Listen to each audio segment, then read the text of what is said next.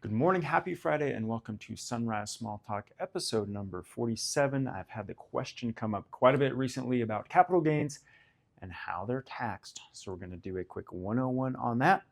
Time is about 6:20. Sun is about to come up. Beautiful morning. So let's dive in.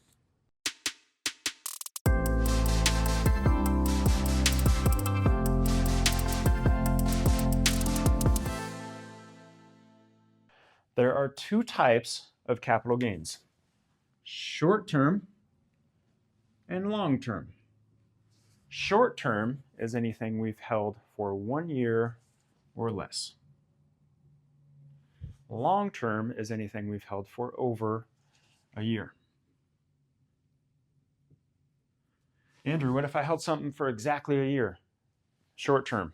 It's got to be over a year, 366 days. We're in a leap year. I don't know if that rule changes in a leap year. Is it 366 plus 1, or do we stick to the 365 plus 1? Cool trivia. Someone get out the Google machine and let me know the answer to that. Really not sure.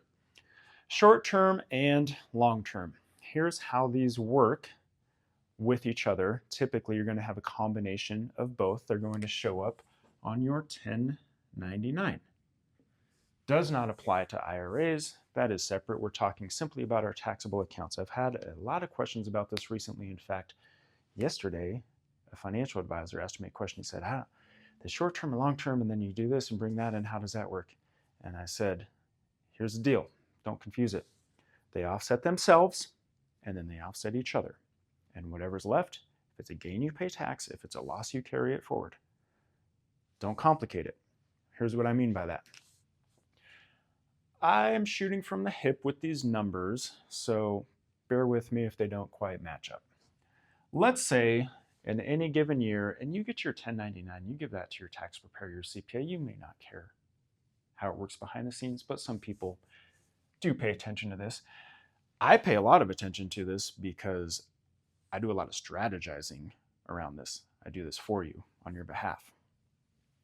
Short term, let's say I had a $10,000 gain. I think you have a glare right there. I don't know if you can see that, but that says $10,000 gain and a $5,000 loss. These are my short-term investments. These are stocks, ETFs, whatever it is. I'm going to net those out against each other first. 10,000 gain, 5,000 loss. The things that I held for 1 year produced a $5,000 gain.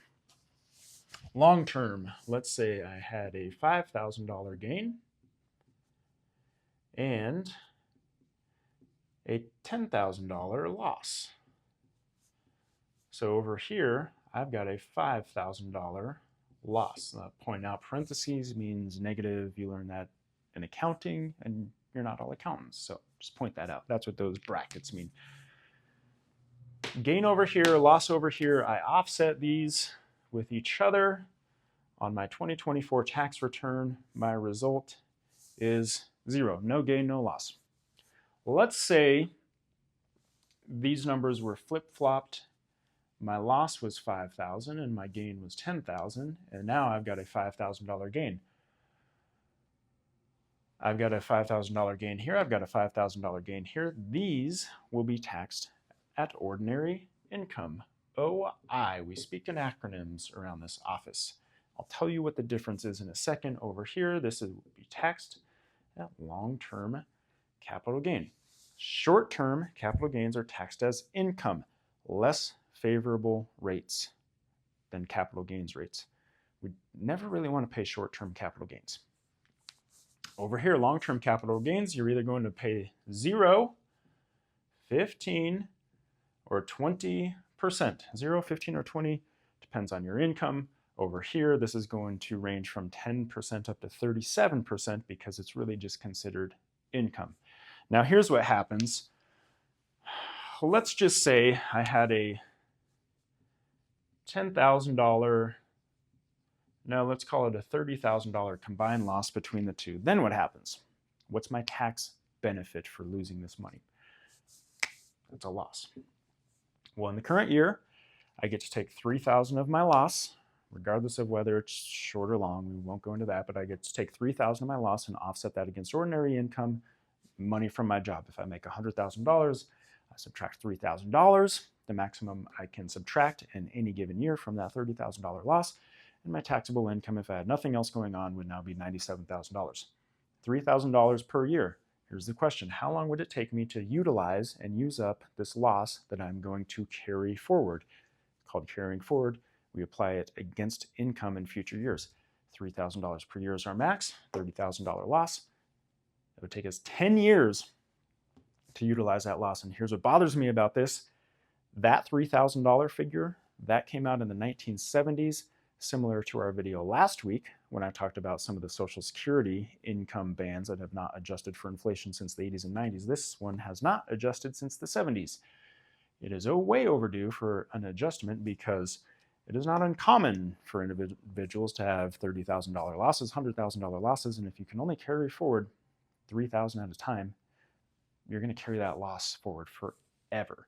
Now you kind of offset it against future gains. I'm not going to go into that, but just pointing out $3,000 per year is what you can use to offset future income. That's how it all works. It does obviously get more complicated than this. This is just kind of the 101. If you want to learn 200, 300, 400 level taxation, capital gains, we can get into rentals, depreciation recapture, all of that stuff. Super fun for me to talk about. But I want to keep this video more general for everybody. With that, have a great weekend. Take care. We'll talk to you soon.